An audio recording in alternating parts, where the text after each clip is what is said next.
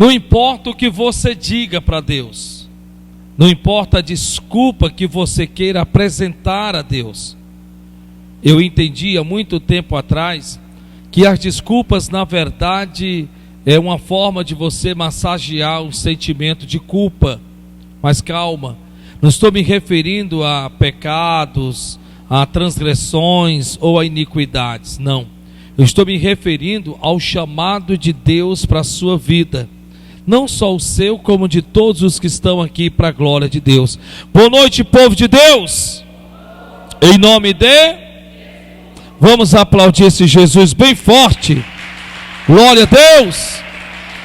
Glória a Deus. Coloque a sua mão no seu coração e feche os teus olhos e diga: Senhor Jesus, usa o teu servo nesta noite de forma inspirada e revelada. Meu Deus, que em nome de Jesus, que a tua palavra venha como resposta em áreas da minha vida para a tua glória. Que cadeias sejam quebradas, laços sejam desfeitos.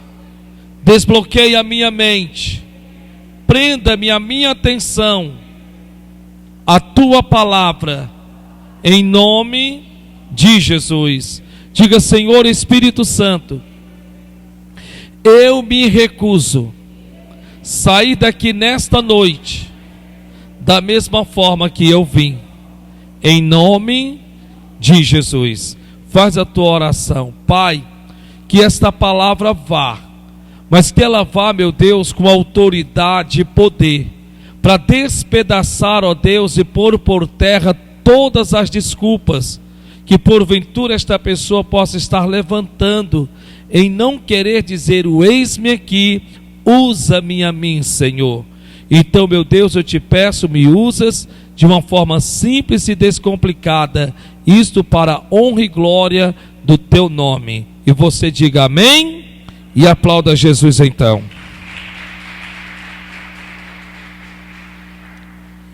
Em Atos capítulo de número 26, nós estamos aprendendo, e esta já é, para a glória de Deus, dessa série de mensagens, a terceira parte, que o Espírito Santo nos ensina que nós fomos feitos de propósito e com propósitos. Então nós não fomos feitos simplesmente porque Deus decidiu nos fazer. Lembre-se que a Bíblia diz que o Senhor nosso Deus nos fez a sua imagem e a sua semelhança.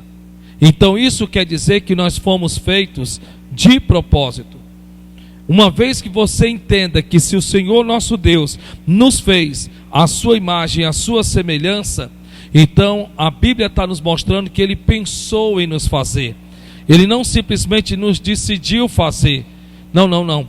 Ele pensou em nos fazer e assim nos fez. E nos deu-nos o que de melhor pode-se dizer que Ele tenha: a sua imagem e a sua semelhança. Só que Deus, desde a criação, todos nós sabemos que Ele nos fez de propósito e com propósitos. Então Deus nos fez para propósitos. Propósitos esses que eu tenho certeza que aos poucos o Espírito Santo de Deus vai meio que tirando a venda dos nossos olhos, nos despertando, nos acordando, nos dando aquela sacudida santa e verdadeiramente o sentido de estarmos enxertados no corpo de Cristo. Em Atos capítulo 26 nós temos um homem chamado Paulo, que outrora nós já sabemos era Saulo de Tarso. Este Saulo era um grande perseguidor da igreja, mas ele não perseguia porque ele era mau, ele não perseguia por perversidade. A Bíblia Sagrada diz que ele perseguia a igreja por amor a Deus. Mas como assim, profeta? A Bíblia diz que ele consentiu na morte de Estevão. Isso mesmo, não só de Estevão, mas de tantos outros ele consentiu na morte. Porém a Bíblia Sagrada diz que ele assim o fazia por zelo à palavra de Deus, porque ele não aceitava que ninguém dissesse que era o Messias ou professassem que Jesus Cristo era o Messias, até então, porque a maneira com que ele acreditava, não só ele, mas muitos outros judeus naquela época, como ainda nos dias de hoje, em que o Messias haveria de vir de outra maneira, de outra forma, e não como Jesus Cristo se apresentou. Até que então a Bíblia diz que um certo dia, quando este Saulo de Tarso rumava na direção de Damasco, o Senhor Jesus a ele se revelou. E agora as coisas vão ser invertidas, porque aquele que perseguia agora vai passar a ser perseguido. E aí de repente a Bíblia vai nos mostrar aqui em Atos 26 que ele está diante do rei Agripa. E ele estará lá por conta de quê? Por conta de que ele estava sendo acusado, em que ele estava professando amor a Cristo e a palavra de nosso Senhor e Salvador Jesus Cristo. Então os papéis foram invertidos. Aquele que perseguia, agora era perseguido. E quando ele está diante do rei Agripa, lhe foi dada a oportunidade de falar. E o que é que ele foi falar? Ele foi falar sobre a sua conversão e sobre o seu encontro com o Senhor Jesus. E aí no capítulo 26 de Atos, versículo de número 15, a Bíblia diz assim: e disse eu quem? Saulo de Tarso, quando estava adentrando a cidade de Damasco ainda. E disse eu: quem és, Senhor? E ele respondeu: eu sou Jesus, a quem tu persegues. Então vejas que ele está testemunhando, ele está dando o seu testemunho, ele está relatando como foi o seu encontro com Cristo. Eu tenho certeza que todos os que estão aqui, se nós pudéssemos nos assentar, eu iria lhe perguntar: me diz uma coisa, como foi que você se encontrou com Jesus de Nazaré? Como foi que a palavra iluminou os olhos do teu entendimento e fez com que as vendas dos teus olhos caíssem por terra? Talvez você diria assim: bem, profeta, para falar a verdade, eu estava em casa muito aflito, muito aflita, deprimida, angustiado. Eu estava meio que pensando em dar cabo à minha própria vida. Liguei a televisão, liguei o rádio, não me deu vontade de ler a Bíblia. Bem, naquele dia eu tive um encontro com Jesus. Eu senti, profeta, que era Ele falando comigo, e até hoje eu estou servindo. Ou de repente você pode dizer: não, foi lá no meu trabalho. Um amigo meu, olha, falava tanto de Jesus, que um dia me convidou para a igreja. Tudo bem, eu vou. Fui, e até hoje estou servindo Jesus de Nazaré. Ou talvez foi aqui mesmo no ministério. De repente você adentrou por essas portas aqui na Celebrai, e o meu amigo Espírito Santo falou contigo de uma forma tão poderosa, que até parecia que eu sabia o que você estava passando, o que você estava sentindo, de uma tal forma, de uma tal maneira, em que a pessoa do Senhor Jesus Cristo revelou-se a você. Eu tenho certeza que todos nós, de alguma forma, de alguma maneira, para a glória de Deus, tivemos esse encontro com Jesus de Nazaré. O de Saulo de Tarso é exatamente esse que ele está relatando. E Jesus apresentou-se para ele dizendo: eu sou Jesus, a quem tu persegues. Ele não o estava acusando, ele simplesmente estava dizendo: olha, se você acha que você está perseguindo a igreja, se você acha que você está perseguindo a pessoas, não é a pessoas que você está perseguindo, é a mim. Agora preste bem atenção nisso. Você é de Deus, você é crente, você faz parte do corpo de Cristo. Você está no seu trabalho, você está na faculdade, você está na sua família, em meio à família, você está ali residindo em casas de um lado, casa de outros. Bem, de repente o que é que começa a acontecer? Você aceita Jesus, e pessoas da tua casa começam a te perseguir. Pessoas no trabalho também assim o faz, e pessoas onde você mora do mesmo jeito. E aí o que é que você faz? Você pega e toma as dores para você. Você então pega aquilo como se fosse de forma pessoal. Você então se entristece, você se abate, você se desmotiva e chega às vezes até a pensar: interessante, né? Se eu estivesse indo para o bar, eles não faziam isso. Se eu continuasse na vida em que eu estava vivendo, eles também não faziam isso. Menino, sabe uma coisa? Eu vou jogar tudo para cima, acabou-se a conversa, não vou para mais esse negócio de igreja, porque quando eu estava na vida que eu estava, eles não diziam nada, não me incomodavam, não ficavam com piada, deixavam eu viver a minha vida como eu queria. Pronto, acabou-se, pronto, é isso que eu vou fazer. Deixa eu te dizer uma coisa, está errado. Você tem que entender uma coisa. Veja o que Jesus de Nazaré está dizendo. Jesus já estava no céu. Jesus já estava sentado à destra majestade nas alturas. Quando Saulo de Tarso pergunta: quem és, Senhor? Olha a resposta de Jesus. Jesus poderia ter dito: bem, eu sou o Messias, proprietário da igreja de quem tu persegues. Ele poderia ter dito. Mas ele não disse isso. Ele disse: eu sou Jesus, a quem tu persegues. Eu quero dizer que você deve descansar o teu coração. Em nome de Jesus, escute, porque isso aqui é resposta para alguém agora.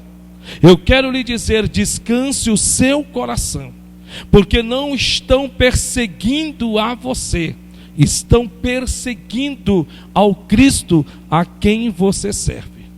Descanse o seu coração. Jesus de Nazaré, ele está dizendo: eu sou Jesus a quem tu persegues. Mas como Saulo pode perseguir a Cristo se Cristo está no céu?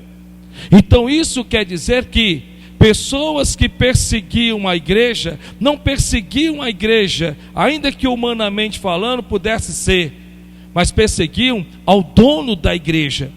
Perseguiam sim ao próprio Senhor Jesus Cristo. Pessoas que estão te perseguindo, pessoas que estão tentando em tudo te parar, te prejudicar de alguma forma, de alguma maneira. Ei, não se permita tomar essas dores para si. Não se permita se machucar, se magoar, se ressentir, se entristecer, se abater. Porque se você fizer isto, você vai utilizar armas carnais. Você vai ficar triste, chateado, vai pensar em se vingar, em jogar tudo para cima, vai ranger os dentes. Quer dizer, você vai infelizmente levar nota 0 no que se refere à perseguição em relação a ser perseguido como cristão. Você tem que entender que não é a você quem estão perseguindo, é a Cristo. Ah, pastor, então o senhor quer dizer então que eu tenho que fazer o quê? Faço o que a igreja fazia, faço o que Neemias fazia. Lembra de Neemias? A Bíblia diz que Neemias era um simples copeiro. Neemias estava servindo ao rei diuturnamente, de uma forma normal, era só um simples empregado. Ninguém o perseguia, ninguém o intentava o mal contra ele, ninguém se importava com ele. No dia que ele tomou uma decisão, e qual foi a decisão? Reedificarei os muros de Jerusalém. Quer dizer, vou fazer o que ninguém se dispõe a fazer. Segundo, vou fazer a diferença. Terceiro, eu já decidi, vou sair por detrás das cortinas e agora vou estar no palco. Quando você decide fazer da sua vida diferença, pode ter certeza, você vai levantar invejosos, você vai levantar perseguidores, disso você tem certeza disso. O que Neemias fez? A Bíblia Sagrada diz em que agora estavam se levantando contra ele. O chamaram de fraco, disseram que ele se passava de cristão, mas não era cristão coisa nenhuma. Tentaram se fazer de amigo, mas que na verdade eram muito amigos. A Bíblia registra lá, está escrito em Neemias capítulo 4, capítulo 5. A Bíblia diz que até o chamaram, convidaram para oferecer sacrifício ao Senhor em determinados lugares que eram proibidos. Porém a Bíblia diz que em nada Neemias, em momento algum Neemias parou. Em outras palavras, a Bíblia Sagrada diz que Neemias não se deixou levar. Neemias não se deixou em hipótese alguma. Coloque isso no seu coração. Por quê? Porque não é a você que estão perseguindo, mas ao Cristo a quem você serve. Olhe para o irmão que está do seu lado e diga: eu tenho dono. Sabe quem ele é? Jesus de Nazaré. Mas eu lhe repito, não tome as dores para si. Não tome as dores para si, porque se você tomar as dores para si, este que está a teu favor não poderá fazer coisa alguma. Porque onde opera a justiça do homem, não opera a justiça de Deus. Mas onde opera a justiça de Deus, o homem pode ficar certo que Deus sabe muito bem como lidar com tudo isto. E aí no versículo de número 16 diz: mas levanta-te e põe-te sobre teus pés, ocupa a tua posição, porque te apareci por isto. Então veja que havia propósitos por detrás. Veja que a Bíblia está dizendo que Jesus de Nazaré, ele se apresentou-se verdadeiramente a Saulo, não é porque não tinha ele o que fazer. Não, a Bíblia diz, porque te apareci por isto. Então há propósitos por detrás de você estar aqui, de você estar servindo a Deus, pode ter certeza disto. Está aqui escrito, porque eu te apareci por isto. Em outras palavras, há um propósito de eu ter me revelado a você, de lhe ter enxertado no corpo de Cristo, assim dizendo. E aí ele vai dizer aqui, vamos lá, porque eu te apareci por isto. Primeiro, para te pôr por ministro. Ah, profeta, mas eu não sinto em momento algum de ser pastor. Não, pera ainda. Eu quero que você entenda que há uma diferença entre pastor e ministro. O ministro é o que ministra. Você pode ministrar a palavra de Deus até na fila de um banco. Você pode ministrar a palavra de Deus até mesmo no mercado, no mercantil, ou numa fila de mercado, ou numa fila de mercantil, ou de uma caixa, seja como for. Ministrar é aquele que ministra, é aquele que leva a palavra de Deus, é aquele cujo coração está cheio de Deus ao ponto que não tem outro assunto a falar a não ser a respeito da palavra de Deus. Veja que a Bíblia diz que o Senhor apareceu a ele para um chamado específico. Não quer dizer que Deus não apareceu a você com um propósito. Então a Bíblia diz, porque te apareci por isto, para te pôr por ministro e testemunha. E testemunha.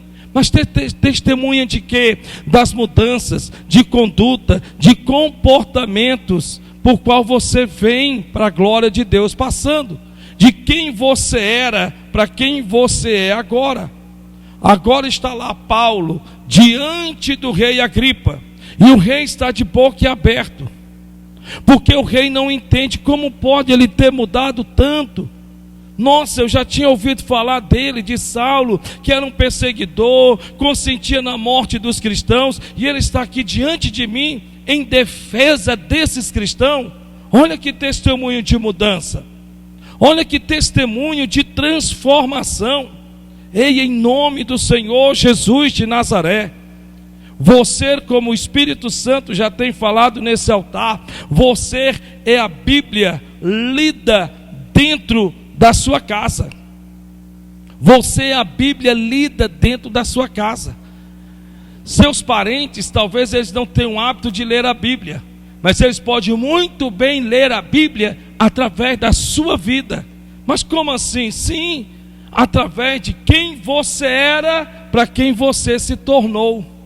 E eles vão entender que, espera ainda, só Deus para ter feito essa mudança, só Deus para ter feito essa transformação.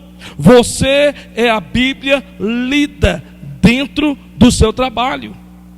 Nossa, pessoas que já te conhecem há um bom tempo, pessoas que sabem até quantos fios de cabelo tem a sua cabeça, pessoas que sabem do seu passado, talvez até melhor do que você mesmo, e que hoje olham para o seu presente, te veem totalmente diferente de quem você era.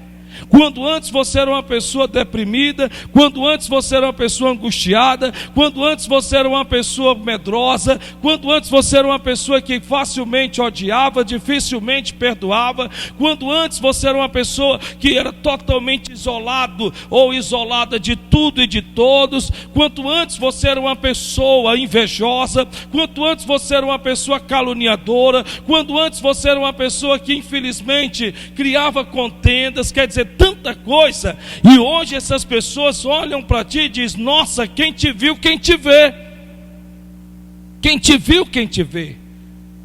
Veja que a Bíblia diz para te pôr por ministro e testemunha, para que as pessoas então, Paulo, através da tua vida, pudessem entender que não importa o quão errado você seja ou fosse, eu, Senhor, posso mudar e posso transformar.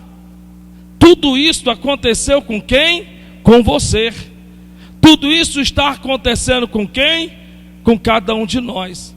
Que a cada dia vamos sendo tocados por Deus e transformados pelo Espírito Santo. Sim, queridos. Agora, em nome de Jesus de Nazaré, que testemunha você é para os da sua casa? De fé ou de medo? De ousadia, de intrepidez, ou de repente você infelizmente está sendo aquela pessoa totalmente, plenamente, completamente, inteiramente negativa? De uma pessoa determinada, que sabe o que quer, como que quer e está disposto a lutar para conquistar? Ou você é aquela pessoa que ainda era como antes, que você ainda está meio que perdido, não sabe exatamente o significado de estar vivo? Veja que a Bíblia diz que o Senhor nos pôs a mim, a você, a nós, por testemunha, tanto das coisas que tem visto, como daquelas pelas quais te aparecerei ainda. Veja que ele está dizendo exatamente o que? Ele está dizendo: olha, tanto das coisas que tem visto, presente, não só de agora, mas do que eu já fiz na sua vida. Irmão, preste bem atenção em nome do Senhor Jesus de Nazaré. Para termos chegado até onde chegamos, para estarmos aqui mesmo a troncos e barrancos, eu tenho certeza que no mínimo o nosso Deus, um milagre Ele fez acontecer na sua vida. Um milagre. Esse um milagre que Deus fez na sua vida é o suficiente para você viver o resto da sua vida sabendo que Deus é com você. Porque Deus não ouve ao pecador. Deus não ouve o pecador. E o que é bom, você sabe o que é? É que Ele está nos trazendo a lembrança, como falando aqui através de Paulo ao rei Agripa, das coisas que tem visto. O que é que ele está dizendo? Ele está dizendo: rei Agripa, depois que eu aceitei Jesus, a minha vida mudou. Eu não só mudei em atitudes e comportamento, como a minha vida mudou até em relação à minha confiança em Deus. A minha vida tornou-se um milagre diário. Ei, em nome de Jesus de Nazaré, o Espírito Santo tem batido forte nessa tecla para não nos transformarmos em coveiros espirituais, que tende a sepultar as lembranças, as memórias dos milagres passados. Milagres de coisas que Deus já fez na minha, na tua, na nossa caminhada, que nos fez chegarmos até aqui. Quando você vai em todo o Velho Testamento, até Novo Testamento, você vai ver que o Senhor Deus, Ele fica batendo na tecla: eu sou o Deus que te tirou da terra do Egito. E é 24 horas buzinando no ouvido do povo. Por que Deus está dizendo isso? Deus está dizendo pelo fato de quando eles se encontravam em momentos difíceis, eles infelizmente começavam a descrer que Deus era com eles. Tem pessoas que infelizmente nos tempos de luta, nos tempos de crise, elas começam a descrer de Deus. Não que Deus não seja com elas, mas elas vivem tanto o momento, a dificuldade, o problema, que elas não acreditam que Deus pode tirá-las daquela complexidade, daquela complicação, que Deus não pode fazer um mover, que Deus não pode verdadeiramente operar. Por quê? Porque esquecem dos milagres que outrora o Senhor já os realizou na sua vida. Você lembra? A Bíblia Sagrada diz de várias formas em que o próprio Deus sempre dizia: eu sou o Deus que te tirou da terra do Egito. Parece que ele está como que um disco furado, 24 horas no ouvido do povo, mas isso só acontecia quando o povo começava a descrer que por conta do momento difícil que estavam passando, Deus não poderia ajudá-los. Deus não poderia auxiliá-los, Deus não poderia. Chegou o momento em que a Bíblia diz que eles descreram tamanha forma de Deus, que o próprio Deus, através do profeta, lhe fez uma pergunta. E a pergunta foi essa: porventura pode o Senhor preparar-nos uma mesa no deserto? Olha que situação. O povo estava vivendo tanto a escassez, mas tanto a escassez, que eles infelizmente não criam que Deus poderia supri-los em tempos difíceis, em tempos de seca, em tempos de escassez. E Deus teve que lhes dizer: porventura pode o Senhor preparar-lhes uma mesa no deserto? Claro que nós todos temos a resposta, claro que sim. A questão é, esse seu sim permanece quando você está passando por esse momento? Ou de repente ele pode lhe dizer: posso porventura curar-te? Talvez você diga sim, porque talvez nesse momento você não está sentindo uma dor na unha, uma dor no pezinho da orelha. Mas quando está enfermo, permanece esse seu sim? Com tanta afirmação, quando você dá, quando não está sentindo uma dor na unha? E aí, como é que fica? Então veja que a Bíblia Sagrada diz: tanto das coisas que tem visto, como daquelas pelas quais te aparecerei ainda. Então, se você quer viver milagres maiores do que Deus já realizou na sua vida no passado, não os esqueça, não os sepulte, os traga à tona. Faça como Davi: eu quero trazer à lembrança aquilo que me traz esperança. Faça como Davi e comece a recitá-los. Meu irmão, isso aqui que eu estou lhe falando diante de Deus se chama-se gratidão. Gratidão. Você pode ter um só e viver 24 horas abrindo a sua boca e dizendo: Deus, eu sou tão grato a Ti. Eu nunca vou esquecer daquele livramento que o Senhor me proporcionou. Nossa, Senhor, muito obrigado. Porque eu, por mim mesmo, ou por méritos próprios, eu sei que eu nunca jamais teria conseguido, mas muito obrigado, meu Deus, que o Senhor me livrou. Pronto, é só esse milagre que você tem, é o suficiente. É o suficiente. Ou talvez você diga: não, meu profeta, eu tenho outro, sabe qual é? Qual? Eu estava desempregado.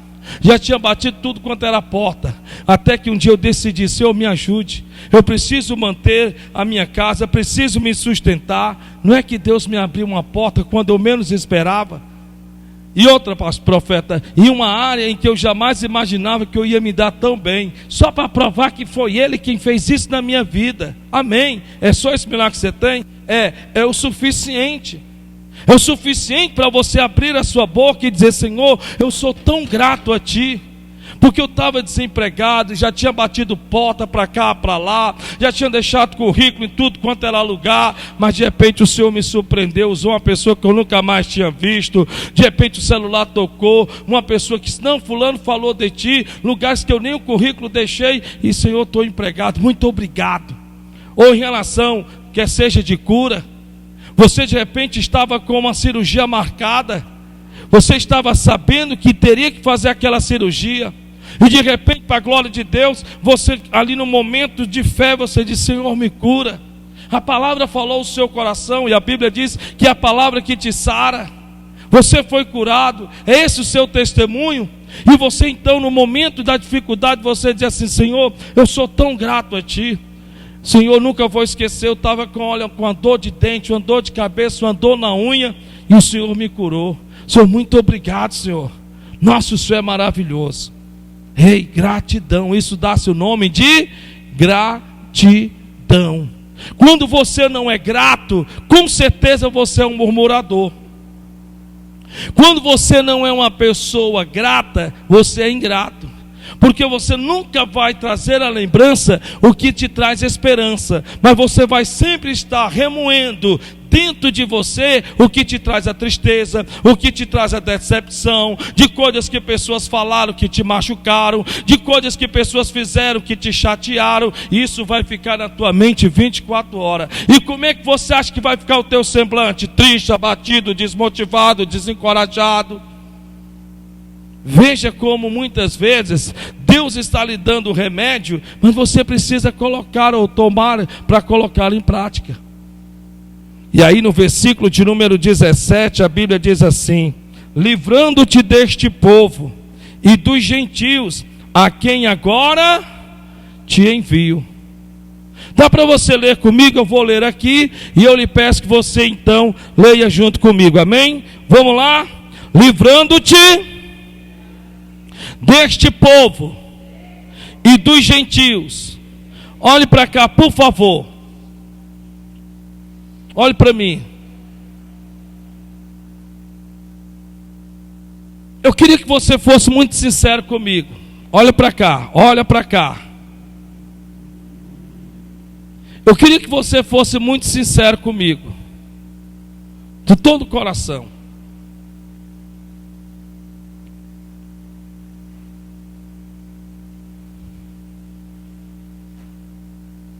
Dá para sentir vontade de se pregar para uma pessoa em que essa pessoa viveu a vida te perseguindo? Para pensar. Aquela pessoa que a vida toda só te fez sofrer. Se nós olharmos para nós mesmos, nós diríamos na lata, não. Olha o que é que Deus está falando com você nessa noite, em nome de Jesus. Veja que a Bíblia diz que eu te apareci por isto, com propósito. E Ele vai dizer, livrando-te deste povo e dos gentios. O que Ele está dizendo é o seguinte: ei, Paulo, eu te levei à conversão, te concedi que você me conhecesse, e eu te livrei das pessoas que outrora só queriam o teu mal, e agora eu quero que você então pregue para essas pessoas. O que nós faríamos? Êxodo capítulo 3. Êxodo capítulo 3. Fala sobre o chamado de Moisés. Quando Deus se apresenta a ele na sarça ardente em fogo, o que você faria? A história nós já conhecemos. O que nós vamos vermos aqui é as dificuldades em que o próprio Deus vai enfrentar em Moisés, em convencê-lo de que ele, o Senhor, era com ele. Lembre-se que Deus falou para Paulo: Paulo, eu livrei-te deste povo e dos gentios, agora quem eu te envio? Eu fico imaginando ali o rei Agripa se perguntando: como pode? Quer dizer então, Paulo, que tu foi pregar para as pessoas que queriam te matar? Tu foi pregar para as pessoas que fizeram de tudo para que você tropeçasse, caísse e se desse mal na vida? É o que está acontecendo lá. E aqui no livro de Êxodo, capítulo 3, nós vamos ver que infelizmente nós podemos levantarmos algumas desculpas, como Moisés tentou levantá-las diante de Deus, para dizer mais ou menos assim: não, Senhor, comigo não. Outro até que vai, mas comigo não. Uma vez que o Senhor revelou-se a Moisés, e agora está tendo uma conversação entre Moisés e o próprio Deus, aqui no capítulo 3, versículo de número 13, nós temos a primeira desculpa de Moisés. Uma vez que o Senhor disse: ei, tu vai voltar ao Egito, e tu vai tirar aquele povo de lá. Só que é interessante que você sabe da história. Quem foi os responsáveis por Moisés passar 40 anos no deserto? os mesmos que Deus está enviando para libertar. Você deve saber da história. Um certo dia Moisés viu que havia alguns soldados egípcios que estavam judiando do povo judeu. Moisés tomou as dores, partiu para cima e matou os soldados. Esses judeus o ajudaram a enterrar em cova rasa. Porém os mesmos denunciaram a Moisés. E por conta disso a Bíblia diz que Moisés teve que amargar 40 anos no deserto. E agora a Bíblia diz que Deus se revela para ele, Moisés, e diz: Moisés, agora eu quero que você pregue para essas pessoas e eu quero que você os tire de lá. O que você diria? Sim, Senhor, eu vou, é uma honra para mim. Bem, de princípio, talvez eu falaria ou diria as mesmas coisas que Moisés disse. Mas por quê? Porque logo viria na minha lembrança: como é que é? Ah, não vou não. Sabe por que eu não vou? Não vou porque é por causa desse povo que eu estou amargando esse tempo todo no deserto. Sabe o que é você ter que pregar para uma pessoa em que você sabe que esta pessoa intentou o mal contra ti? Para para pensar. Para pensar. Essa pessoa, de repente você diz: nossa, eu nunca fiz mal algum a essa pessoa. Eu nunca nem um empurrão, nunca nem chamei de feio. E de repente você tem que pregar para essa pessoa.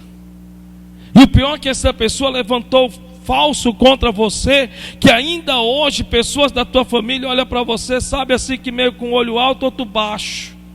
Isso te machuca, isso te faz sofrer, isso te entristece. Pois é. Deus, Ele nos fez de propósito e com propósitos. E aí aqui no livro de Êxodo, capítulo 3, vem a primeira desculpa dos Moisés da vida. Olha o que é que ele diz: então disse Moisés a Deus: eis que quando eu for aos filhos de Israel e lhes disser: o Deus de vossos pais me enviou a vós, e eles me disserem: qual é o seu nome? Que lhes direi? A primeira desculpa que muitos de nós queremos trazer diante do nosso Deus é que os que a quem Deus nos envia não irá acreditar, não irá crer, porque nós temos na nossa mente que essas pessoas sabem muito bem quem nós éramos, e principalmente quando essas pessoas pertencem à nossa família. A primeira desculpa que nós colocamos é esta: é que as pessoas não vão crer, não vão acreditar. Já imaginou seu irmão, sua irmã, seu pai, sua mãe, pessoas da sua família, que viram a sua vida inteira, você num bar, você bebendo, você fumando, e de repente você chega com a Bíblia debaixo do braço, e você olha para eles e diz: Jesus de Nazaré te ama. Meu irmão, para pensar. Para pensar. A maior dificuldade de muitos dos nossos não se converterem, não está neles terem um coração endurecido, estar em nós não crermos, que eles crerem, que eles irão crer que foi Deus que nos enviou. Para pensar, Moisés está dizendo: eles não vão crer, porque eles sabem quem eu era, eles sabem que eu matei soldados, e eles sabem que eu fugi de lá por causa deles, e quando eu chegar lá dizendo para eles que o Senhor me enviou, eles vão me fazer perguntas. Eu vou dizer o quê? Eu vou dizer o quê? Talvez me perdoe, talvez você tenha uma enorme dificuldade de pregar para o teu pai, de pregar para a tua mãe, de pregar para os teus irmãos, de pregar para o teu patrão, para a tua patroa. E talvez você diga: ah, pastor, sabe por quê? Porque eu, na verdade, ainda não sou uma pessoa totalmente transformada. Então cuide de começar a querer mudar, porque Deus te fez de propósito e com propósitos. Comece a cuidar nessa área, Porque Deus te chamou, não foi simplesmente por conta de uma necessidade sua. Enquanto você está preocupado só com o seu umbigo, a Bíblia diz que Deus está preocupado não só contigo, mas com toda a tua casa, com toda a tua família. Você vai deixar seu irmão morrer de cirrose? É isso que você quer? Não, Deus me livre. Então comece a mudar você logo. Comece a dar testemunho de um Cristo que transforma, de um Cristo que lapida, de um Cristo que pegou você como você era e te fez uma nova criatura. Você vai querer então que pessoas da sua família, sendo você de Cristo, sendo você cristão, parta e depois você na beira do caixão diga: será que foi salvo? Será que foi salvo? Será que realmente foi salvo? Bem, essa resposta você deve ter. Se você tiver pregado para eles, primeiro em dar testemunhos de mudança e comportamentos de vida, e depois dado testemunho confessando a Cristo e falando de Cristo para eles, com certeza eles podem sim se arrepender. Veja que a primeira desculpa que ele vai dar é: eles não crerão, eles não vão acreditar. A segunda desculpa está no capítulo de número 4, versículo de número 1, diz assim: então respondeu Moisés e disse: mas eis que não me crerão, nem ouvirão a minha voz, porque dirão: o Senhor não te apareceu. Ah, pastor, eles sabem quem eu era, e eles nunca vão imaginar que eu sou digno de que Cristo esteja me usando para salvá-los. Em outras palavras, o que Moisés está querendo dizer é o seguinte: além do problema deles não quererem acreditar, existe que eles também irão dizer que o Senhor não apareceu a mim. Sabe por quê? Porque eles sabem muito bem a vida que eu levava dentro do palácio de Faraó. Meu irmão, você está ouvindo esta noite, sim ou não? Pois escute, porque Deus está falando com você. Essa é a segunda desculpa. Eles não vão crer que o Senhor apareceu para mim. Eles não vão acreditar que o Senhor apareceu para mim. Eles não vão acreditar. Eles não vão crer que o Senhor apareceu para mim. E sabe quando é que na verdade isso começa a ter uns certos embates nas nossas vidas? Quando o diabo começa a nos acusar. Quando o diabo começa a dizer assim: quem é você que leva uma vida aí de cabeça para baixo, de qualquer jeito? E aí você começa, infelizmente, a se deixar levar por isso. Você começa a permitir com que esses pensamentos de acusação comecem a atormentar a sua vida. Ei, se você fez, se arrependeu e não faz mais, acabou-se. Maior é Deus para te perdoar. Maior é Deus para te perdoar. Se você confessou o seu pecado e deixou de lado, a Bíblia diz que Deus, assim está escrito, tendo confessado, você achou misericórdia. Acabou-se. Então a segunda desculpa, que muitos na verdade não querem dizer: o eis-me aqui, usa-me a mim, enquanto isso é a mãe, enquanto isso são seus próprios familiares perecendo. Do que adianta você salvar o mundo inteiro e perder a tua família? Você é uma bênção para os de fora e não consegue ser uma bênção para os de casa. E não consegue por conta de quê? Por conta dessas desculpas. Não é porque Deus não queira te usar. Deus quer te usar sim. Deus quer usar você. A terceira desculpa está no capítulo 4, versículo 10. Então disse Moisés ao Senhor: meu Senhor, eu não sou um homem eloquente, nem de ontem, nem de anteontem, nem ainda desde que tens falado ao teu servo, porque sou pesado de boca e pesado de língua. Não sou um homem eloquente. Tem muitos que a desculpa, você sabe qual é? Pastor, eu não sei falar direito. Sei nem para que lado vai a Bíblia. não tenho conhecimento. E tem pessoas da minha família que já leram a Bíblia várias vezes, pessoas que conhecem a Bíblia de capa a capa. Eu não conheço nem sequer, olha, a introdução, quanto mais o que está lá dentro. Pois é, mas você tem 2 ouvidos para ouvir? Tenho. Então você pode muito bem usar o que Deus tem lhe ensinado aqui nesse ministério.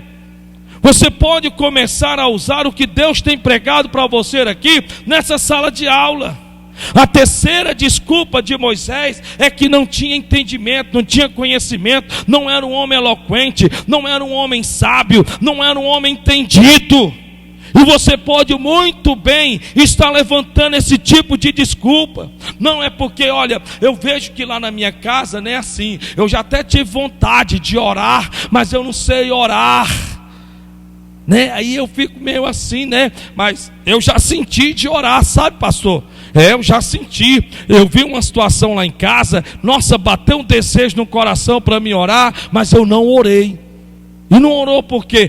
Eu não orei porque eu não sei, né? Assim, eu até pensei, né? Ah, meu Deus, vou chamar o irmão fulano de tal. Pim! Errado. Errado. Porque a Bíblia Sagrada diz que o Espírito Santo, está escrito, ele colocaria as palavras na tua boca. E a Bíblia Sagrada diz que no momento que você impôs a sua mão em o nome de Jesus, e me diga pelo amor de Deus, se você crer, no que se precisa saber orar, se não é por muito falar que nós somos ouvidos, e nem por muito falar que seremos respondidos. Você pode só saber em nome de Jesus, em nome de Jesus, em nome de Jesus, e aquela doença cai por terra, aquele demônio sair daquela casa, aquele espírito de prostituição ir embora daquela família, e você em nome de Jesus libertar a sua família. A desculpa de muitos é que eu não sei, não sou tão conhecedor da Bíblia assim, não tenho tanto conhecimento assim. Calma, porque o diabo, até onde eu sei, ele conhece a Bíblia mais do que qualquer um e não converte ninguém. O diabo conhece a Bíblia mais do que qualquer um de nós, e até onde eu sei, ele não converte ninguém. Sabe por quê? Porque nele não há o Espírito Santo, mas em você há o Espírito da vida, há o Espírito que cura, há o Espírito que restaura, há o Espírito que transforma, há o Espírito que você pode dizer Espírito Santo, e naquele momento ele vai usar você. Eu quero lhe dizer uma coisa de todo o meu coração, em nome do Senhor Jesus. Não adianta você querer procurar outro para ocupar o teu lugar. Repito, não adianta você querer procurar outro para ocupar o teu lugar. Não adianta. O lugar é seu, o ministério é seu, o chamado é seu. Por que eu estou lhe dizendo isso? Porque a Bíblia diz no versículo de número 13: e disse Moisés, ele porém disse: ah, meu Senhor, envia pela mão daquele a quem tu has de enviar. Em outras palavras, envia outro no meu lugar.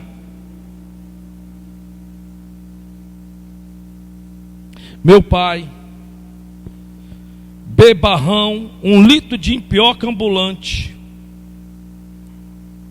uma empalhada ambulante na face da terra.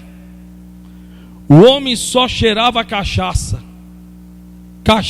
empioca, romontila e o diabo a 4.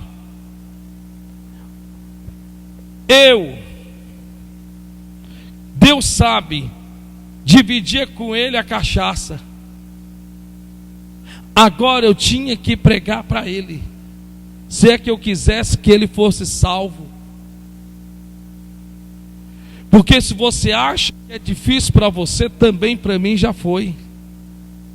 Mas e quando eu entendi que as minhas desculpas só servem para massagear um sentimento de culpa.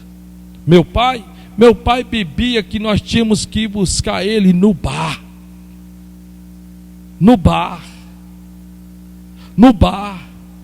Meu pai bebia que ele ficava sentado no chão, parecia um mendigo. Meu pai. E agora eu tinha responsabilidade por ser eu o primeiro crente dos 6 irmãos, pregar para o meu pai. Só que o problema é que nós dividimos a cerveja junto, a Romuntila junto, a Impioca junto, a 51 junto, o Campari juntos. E o pior é que quando eu bebia eu fazia uma arruaça dos infernos. E agora eu tinha que pregar para o meu pai, mas eu não queria que ele fosse para o quinto dos infernos. Meu pai, eu quero que o diabo se ferre, mas meu pai não. E eu tinha que pregar para ele. E como pregar para ele? Para um velho, já de 70 e poucos anos, com a mente já cauterizada. Então eu me lembro que eu me sentava com ele. Ele ficava lá no portão lá da casa, na Avenida H, Conjunto Ceará, primeira etapa, 11h50 o número da casa. E eu ficava sentado lá do lado dele, ele com a bengala aqui debaixo do braço, estou vendo até hoje, e às vezes ele meio que tentando se equilibrar. E eu não falava nada, só ficava lá sentado calado. Quando ele já estava cansado, ele dizia: moço, me leva para mim deitar, moço. E eu pegava o meu pai, levantava, levava lá para dentro. Depois eu voltava lá do mesmo jeito, e do mesmo jeito, e do mesmo jeito. Só que é interessante, né, que eu não falava nada, porque quando eu iria tentar dizer alguma coisa, ele se lembrava quem eu era e o que eu fazia. Então eu tinha que mostrar primeiro, antes de falar, eu tinha que mostrar para ele que eu tinha mudado em comportamento e atitude. E aquilo eu nunca fizera pelo meu pai, eu nunca jamais fizera aquilo. Pelo contrário, ele caía de um lado, eu caía do outro. E agora eu sentado lá, pegava o velhinho, levava para deitar, enrolava ele e tirava o time. E assim fiz. Até que teve um dia que ele estava sentado em uma igreja chamada Bet Shalom, bem assim, quase em frente à casa lá na Avenida H. E um dia ele estava sóbrio, bom, e eu lá sentado, e eu disse: pai, vamos para aquele culto? Ele disse: moço, vamos. Eu vi que você mudou, moço. E aí eu fui, levantei ele, e ele andando devagarzinho com a bengala, essa perna já torta por causa de uma batida de uma Kombi, cheio da cachaça na época que bateu. Levei, peguei uma cadeira, ele sentou do lado de fora. Era uma festa que estava tendo, não sabia nem que era festa, era um pregador de fora. E o pregador naquele dia pregou João 3,16. E quando eu menos percebi, ele fez o convite no altar. E quando eu menos percebi, meu pai estava com a bengalazinha assim, levantando para aceitar Jesus. Aceitou Jesus. Com poucos dias teve 3 AVC. Um em nome do Pai, em nome do Filho e em nome do Espírito Santo. Foi para o hospital e de lá foi sepultado. Morreu. Morreu, velho. Mas eu sei onde ele está. E eu vou para lá também. E para a honra e glória do nome do Senhor Jesus de Nazaré, se essa sua dificuldade, pois Deus está te falando aqui nesta noite, pelo Espírito Santo de Deus, não fica arrumando outros para pregar não. Prega você, meu irmão. Prega você, minha irmã. Prega você no nome de Jesus. Isso vai muito mais além do que essas pessoas falaram de você, fizeram com você. Isso fala de eternidade. Isso fala de salvação. Você precisa mudar. Você precisa mudar o seu gênero, o seu temperamento. Você precisa ser a Bíblia lida dentro da sua casa. Você precisa ser a Bíblia lida dentro da sua família, para que essas pessoas, mesmo que você não abra nem a sua boca, mas eles possam ver mudanças de atitudes e comportamentos em você.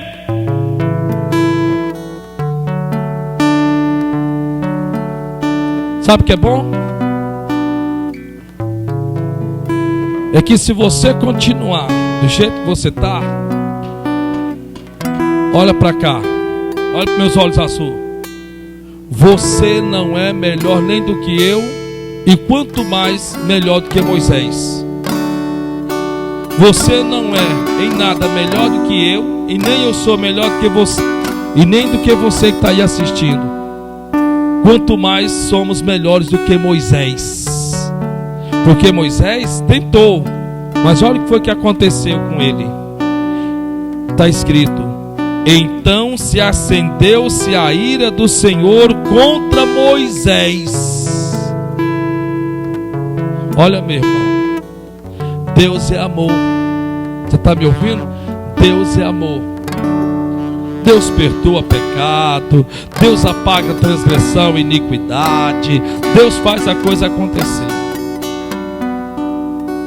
Mas quando ele se ira, sai da frente. Quando ele se ira, vocês estão me ouvindo?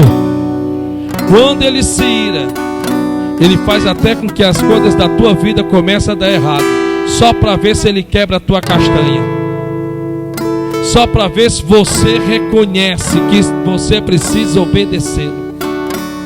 A Bíblia diz: e acendeu-se a ira do Senhor contra Moisés. Moisés, que não é besta, ele disse: opa! A Bíblia diz que Deus é misericordioso e tardio em irar-se. Mas quando Moisés percebeu que Deus estava irado, fumando uma quenga, Moisés na mesma hora disse: Senhor, eis-me aqui, envia-me a mim. E você? E você? Pega aquela cachaça que está lá na tua casa, derrama aquela porcaria, joga fora, não dá para ninguém não, que não se deve dar nada que não preste para quem quer que seja, derrama. Vai lá no teu congelador, pega aquelas cervejas que estão lá, derrama aquela porcaria também. Vai lá na gaveta, pega aquele cigarro, amassa, quebra, joga fora, também não dá para ninguém não. Faz uma limpeza. Por 3 dias, se você ficar sem fumar, você vai permanecer o resto da tua vida sem fumar. Se 7 dias você ficar sem beber e resistir os convites do mundo de amigos, você passa o resto da sua vida sem beber. E eu lhe digo de todo o coração, você estará levando a tua família ao berço da salvação. Que Deus abençoe sua vida, que Deus abençoe sua casa. O primeiro coração que se deve ser derretido de verdade é o nosso coração. Diga: eis-me aqui, Senhor, usa-me a mim.